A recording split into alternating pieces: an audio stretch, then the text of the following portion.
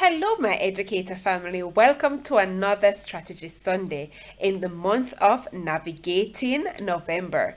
Yes, Navigating November indeed, as we look at the appraisal document. So far, we have looked at guiding principles 1 and 2. And so, in our discourse today, we are looking at guiding principle 3. I am Karla Boswell-Lewis, and I must acknowledge at this time my content creator, Kadabra Bernard Brown, who is a school psychologist in Indiana, USA. And so when we talk about the appraisal document, educators, we are referring to two appraisal documents that exist. We have the beginning teacher's appraisal document, and we also have the experienced teacher appraisal document. And so this will be a little bit lengthier than usual because we are covering both the beginners appraisal document and the experienced teachers document as well. And so, as we look at guiding principle 3, it says the teacher is committed to the children in his or her care, managing the learning process through addressing diversity and promoting character development. Now, as said earlier, we are looking at the beginning teachers. And so as we look at the standards that falls within guiding principle 3, there is 3.1 which says knows age and developmental characteristics of stages of students. And of course, the developmental characteristics would be age, intellectual, physical, and social. And then we have 3.2 which says knows the diverse factors that impact students' learning. These diverse factors are social, cultural, religious, gender, environmental, and also special educational needs. Now, as a part of 3.2, it says that we are to develop a classroom student survey to give to your students. There's also the learning styles survey that you can do with your students to exactly know how it is that these students are doing, what is their learning style, what is their learning preference. And you can also go ahead and write a summary report on your classes or the class that you teach. And in this report, you're outlining their characteristics, where they're from, background information, and you can also use the school records to assist you. While you're doing your summary, you also want to put some visuals to it, so there's connection between what is being seen and what is being read. And here you can include graphs and charts as well. And then you can also include which area of the scope and sequence is catered to in your lesson. So what exactly are you doing with the students now that you understand their developmental stages, their characteristics, whether it be the social, the religious, whatever it is? How are you catering to this in your lesson? And you want to provide that as your evidence.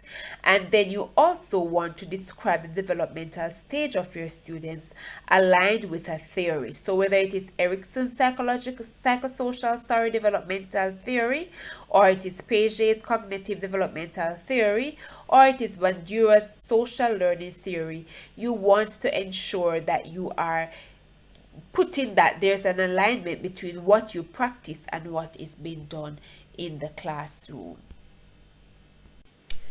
All right, and so we would have covered the standard that comes in the standards 3.1 and 3.2. Next, we look at 3.3, which says knows the principles of inclusive education and their applications. And in this, you are now demonstrating your beliefs about inclusive education. You want to ensure that you are putting this in your teaching philosophy so that the reader or the appraiser, upon seeing your philosophy, your teaching philosophy, they will understand what's your position on inclusive education. There should also be evidence where you have gone to professional development sessions that focused on inclusive education, special education, or related topics, or a meeting that you have been to and this was discussed. You want to provide your report. There is also need for differentiated lessons. We know that we have different types of learners in the classroom, and so a one size will not fit all. How do you cater to the different needs, those who are going at a fast pace and those who are operating at a slower pace? How are you dealing with that? And you provide your evidence. There could also be intervention lesson plans.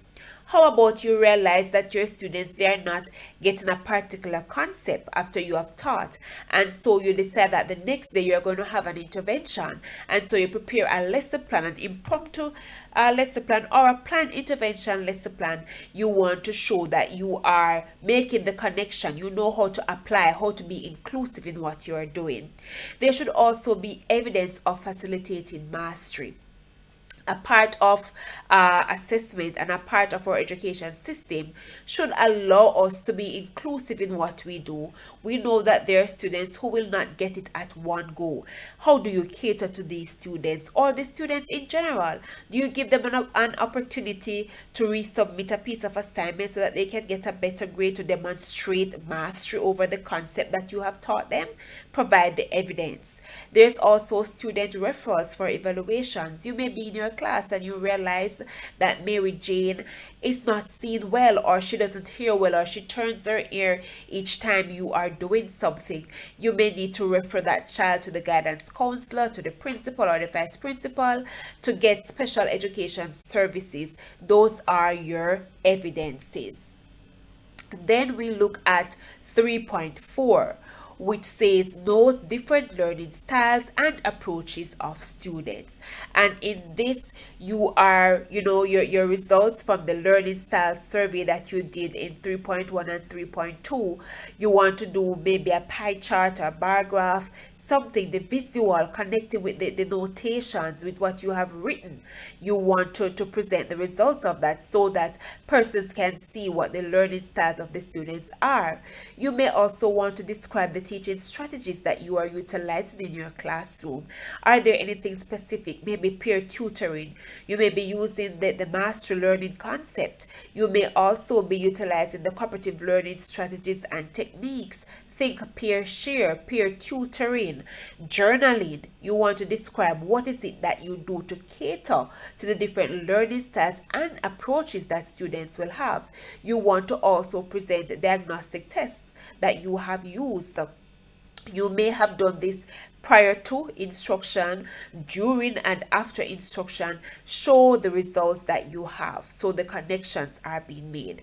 There's also weekly, bi-weekly, monthly progress monitoring data that you can also show evidence, so there's connection between what you are doing with the students and what the outcome should be. In this way, you are demonstrating that you know the different learning styles and approaches of your students. 3.5 speaks to knows and understands students' skills, interests, and previous learning and effect of these on learning.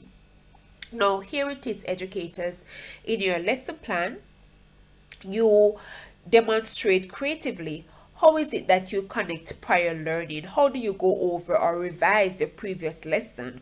Maybe you use some questioning strategies. Maybe you use the gamification apps, Kahoot, Quizzes, Quizlet, Edmodo. Maybe you use a video to recap. What you may ask the students to do a role play or a demonstration. Here is where you provide the evidence in your lesson plan. You also want to highlight strategies that you use to tap into prior knowledge at the beginning of your lesson. What are the strategies that you use? Do you question the students? Do you put them to think, peer share? Do you put them to do a debate? Do you go through round robin where you're asking questions to this student and it is passed along? Do you time them so they have a 3 minute pause where they talk or they write on the paper and pass it around as fast as they can? Or you give them a 3 minutes where they just write all that they remember and then you stop them? What is it that you do with the students to tap into prior knowledge? This should be highlighted and presented. And then you have integrated lessons. We do know that we don't teach a subject, we teach subjects, right? So even if you are teaching math, there's always a part there for English. There's a part there that integrates technology. How do you make the connection? So you are demonstrating your integrated lesson. There's also the curriculum map.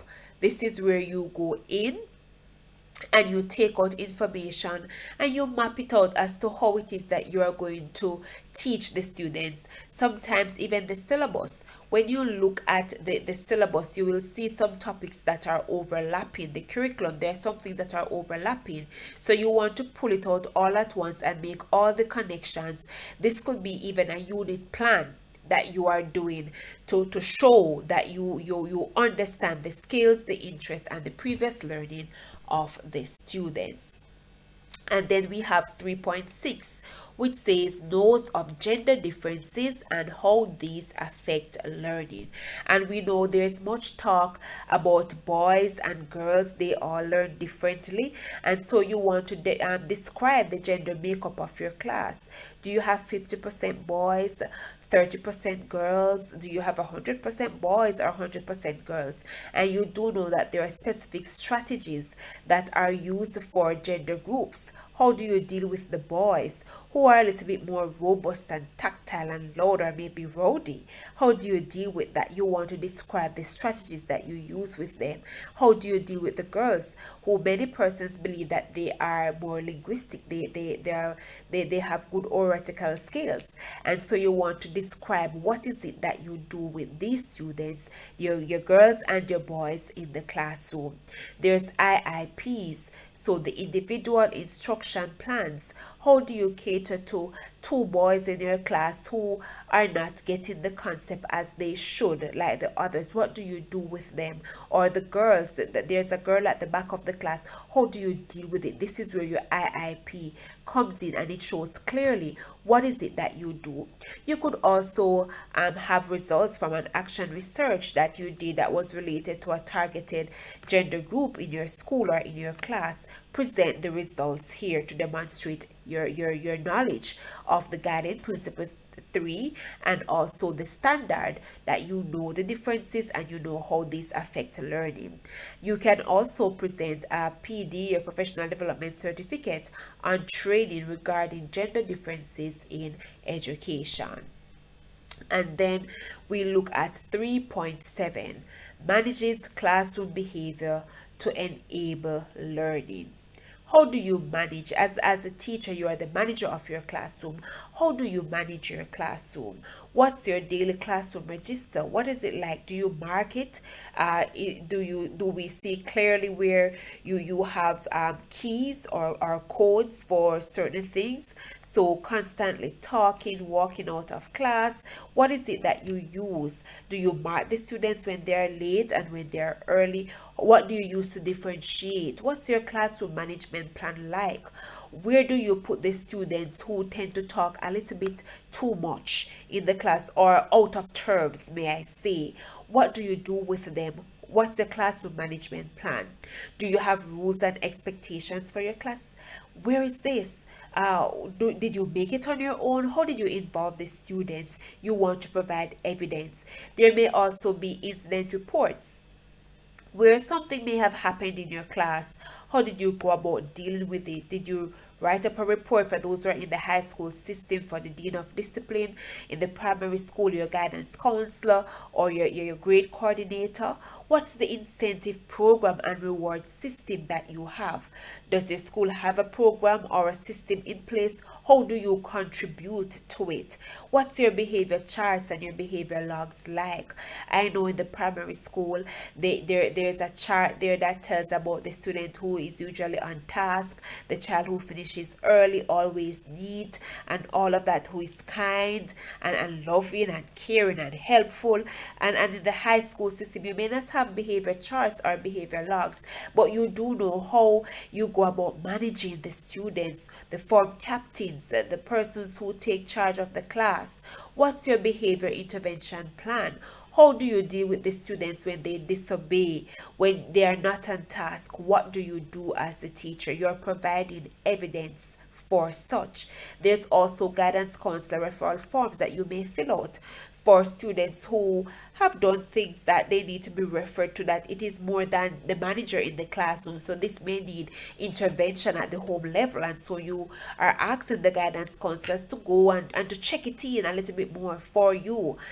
You may also want to reflect on the strengths and weaknesses of your classroom management plan.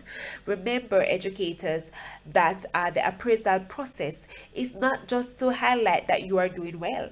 It should highlight too where your weaknesses are. The balancing act should be there. It's a process that lends itself to giving you growth, so you're able to compare what you did last year with this year. How did you fare out last year in the appraisal document, in the points being allotted? Where do you need to work on? And you can also share feedback that you receive from students. That will also demonstrate growth in the classroom. And then we have 3.8, which speaks to assures and maintains a safe physical and psychological environment. How is their class like? Do you ensure that there is motivation? There's a motivation strategy. You have a motivational plan for the students. Maybe in your lesson you have links to videos that you have used. Maybe you have invited a guest speaker in. And remember too that you are not only looking at yourself being in the classroom. If you're an assistant grade coordinator, if you are a part of a club, what are the things that you do? You're a part of a house. What are the things that you do to motivate the students? What's your motivation assessment survey like? What do you do to get students involved? What's your classroom management plan? You do your lessons. Do you cater to the social, emotional part of it? Do you spend 5 minutes to do some teachable moments, or to share with students, positive tips that they can use? Do you participate in Girls' Day or Boys' Day programs or gender devotions? And have you sent home letters to parents, or inviting them to a parent day, or inviting the children to go on a field trip or to participate in an activity at school? Do you have logs of calls to parents that you have made, whether to highlight good or to highlight bad? Have you documented those? Do you have pictures to show? Report of steps taken to help students with challenges, because remember, in demonstrating your excellence and in creating that safe physical and psychological environment, remember that you are not to, as a student, do something that you just send them off to the dean or send them off to the guidance counselor, or you call the parent. You may want to have a conversation with the student about what has been happening, and then your ultimate pushback or your ultimate alternative would be when you realize that the child is not conforming any at all to what is being put in place, and do you have a report to show? And these educators would help you to score a maximum of 23 points as the beginning teacher. So you want to ensure that you are picking up points in the different teaching standards and you're providing the evidence that is needed to demonstrate that as the teacher you're committed to the students that are within your care. And so that is it for the beginning teacher. And so we're going to hop over to the experienced teacher. You have been doing this for a while. It is just a reassurance of what needs to be done and some possible evidences that you can utilize to help you. So let's go right in. The standard 3.1 speaks to identifying learning differences and barriers that impede learning and adapt instructions to meet diverse learning needs of students with exceptionalities. And so in this, educators, you are looking at what are the differences and what are the barriers that are preventing students from learning. And so here it is, we will say that you can utilize the group intervention plan. You have a set of students that you are working with. What are the short-term instructional objectives that you want for them to be able to manage? What are the annual goals that you want to put in place for these students? How will you evaluate them? What's the basic criteria that you're looking for mastery? What is the intermediate? What is the intermediate? How are you scheduling these evaluation? What are the results? Were they met? What are the procedures that you use? Graded work, a standardized test, maybe role play, maybe observation. What is it that you are doing? Because you would have realized that there is a barrier. And how are you going to prevent this barrier? How are you going to stop the barrier?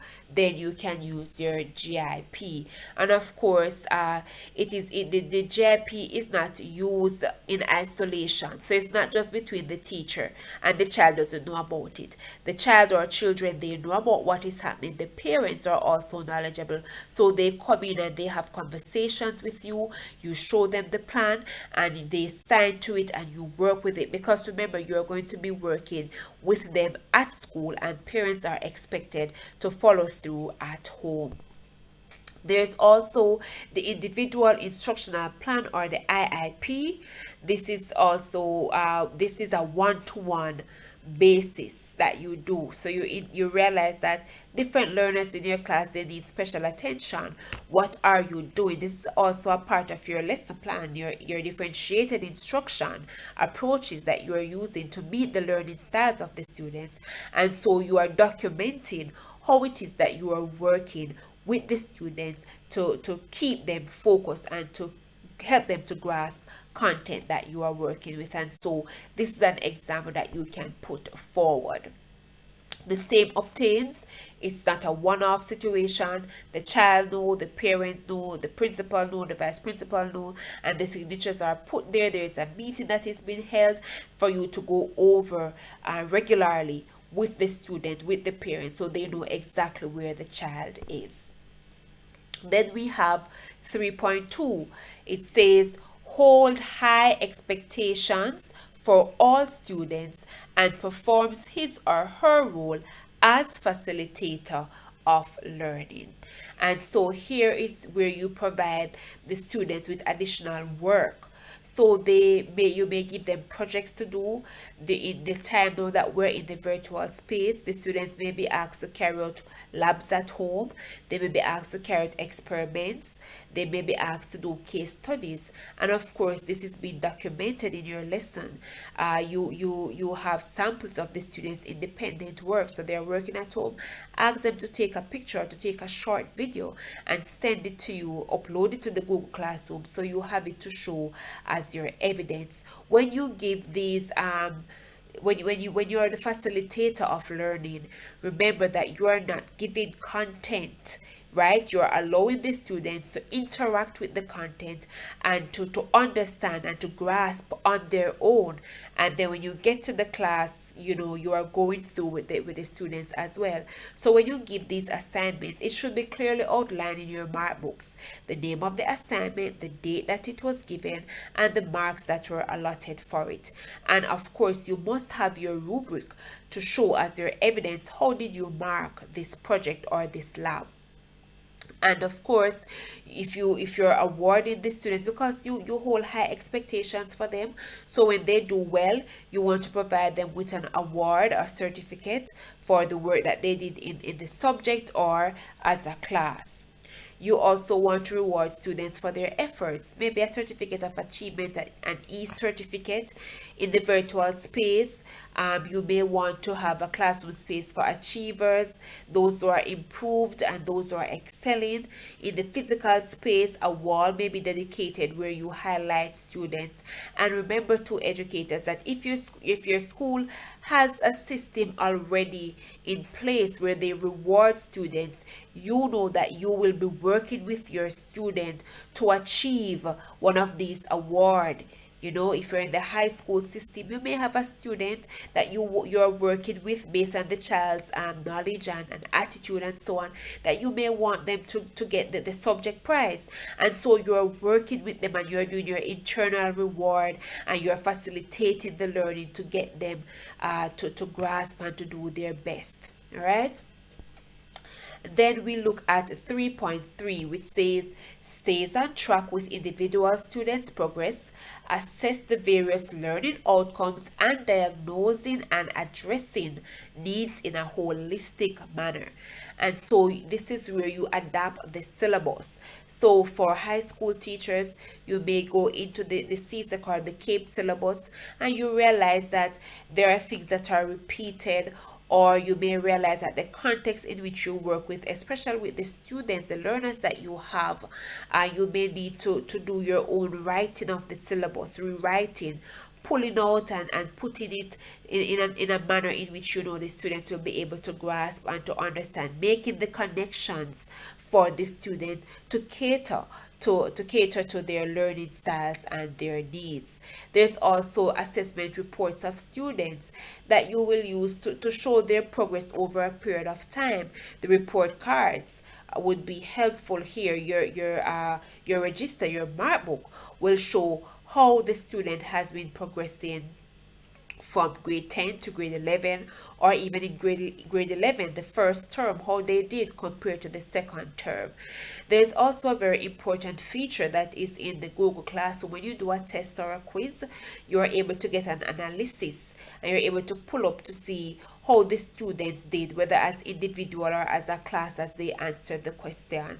Because here you're able to look at their progress, to see what the outcomes are, to see where you need to address what is it that you need to reteach, what is the concept that you believe the students did not receive, right? And then we're looking now at 3.4, which says knows the background knowledge that learners from various groups bring to their education and adjust learning methods. And so here is where you look at the experiential experiences, the background experiences of your learners. What do they come to the class with? What do you do? How do you use this knowledge that they have to make the connection with the content or the concept that is being taught? So you want to have differentiated tasks as you plan assessment for all learners. You do know that some students learn differently than others, and so when they are asked to carry out a task, they may be required to do the task different to demonstrate what they understand. When you do an assessment, give students options in a test. Do not ask them, when you go to the short answer section, they have to complete everything. Give them an option. There are some students who will do well at doing a short essay. There are some students who will do good writing a dialogue or writing a letter. Give them some options so that they can demonstrate, and then you are demonstrating that you understand the different background in which they come to you from. All right. You may also want to differentiate your class assessments based on exceptionalities. For some students, you may give them a role play to do. For others, it may be an experiment. But whatever you do, you are differentiating so that they can demonstrate to you that they understand the concept in their context. All right. You may also want to show examples or samples of these assessments as your evidence. You want to show the rubric as well. You want to show where you have done the oral quizzes instead of the paper and pen quiz, the lab activities, the role play. There's also open book tests, there's group tests, there's book projects that you can do to demonstrate this standard 3.4. right? And let's move into 3.5, which says sets the foundation for lifelong learning in building student capabilities for problem solving, self-assessment, research, and self-learning. So here we utilize the project approach, right? Give them to work on their own. Yes, so they know how to manage the learning process, the STEM approach, integration, right? Help the students to do their investigations, give it to them and allow them to do it. So there's investigation with students through labs, activities, case studies. You may also want them to do self-assessment of learning tasks completed. So you may have a rubric that they will tick off what they know, what they do not know, what they need to work on. They may also journal. They can also do reflection of tasks that has been done and how they believe they can do better in the future. What do they need to improve on? What are the evidences? Of course, your lesson plan, photos of the students' work will also help here. And then we look at 3.6, participate in exploratory and in co-curricular activities to assist various dimensions of the development of learners. So here, educators, you are demonstrating how you have given students the opportunity to develop in various dimensions. We know we have different clubs, national clubs that are available, different competitions that students can be prepared for and be allowed to participate in. The science fair, you have JACE competitions or any other entrepreneurial activities. You have JCDC culinary arts and also the music festival that students can participate in. There's 4-H club, right? There are different activities that it can build their social skills as well as their knowledge, subject knowledge base, right? You allow them to create resources that they can use for class activities. You have your photos to show. There's also the flyers that they are the e-flyers that you may have received, and the rubric that they'll be using, and you may have been preparing the students for the competition. Take pictures along the way, how you have been preparing them, what you have been doing, and you show this as your evidence that yes, you are doing just that. And then we have 3.7, which speaks to encourages social interaction and character development through a variety of group structures. And so here is where we allow for student leadership, right? How do you practice this? How do you get the students to develop character? Do you do it in form time? Do you do it in devotion? Do you have sessions with the students, maybe in club time or house time or extracurricular time? Do you work with the quiz team? Do you work with the prefect body? Do you get involved in training sessions? Do you plan training sessions? Remember, for the experienced teacher, you may be an HOD, right? How do you take care of the students in your department? You may be a year supervisor, which makes it even more exciting. What do you do at form time or general or year group devotion time, or as a year group? What do you do with them to foster social interaction and character development? All right. So all of that is being pulled in that you can use to help you and to demonstrate excellence, right? You may mentor students, yes, and you have evidences to demonstrate such the sessions that you do, the meeting logins that you have created. If you have a Google Classroom that you cater to the students, the evidences are there that you can pull from and use. So you may want your action plan may demonstrate such pictures, club plans, lesson plans, videos of students participating in different activities, pictures too of them participating in different activities to show that you are encouraging and fostering social interaction. Maybe you may partner with another school. For boys there, are girls there, for student leadership. Maybe you have your form captain that from captains or your safety and security monitors. What do you do to develop and enhance and build capacity in your students? You'll want to provide those as evidences. And finally, we have 3.8, which is a standard in guiding principle 3, which says knows, understands and executes responsibilities concerning child welfare, respect for all learners, and abide by the relevant legislations and policies. And so here your behavior plans for the students are there, referral forms that were sent to guidance counselors, logs recording steps taken to assist students with challenges, logs of call made to parents with concerns about their student welfare and general behavior. It could also be lectures that you did, or if you did a WhatsApp text, or you're in charge of a year group, so you have your year group WhatsApp.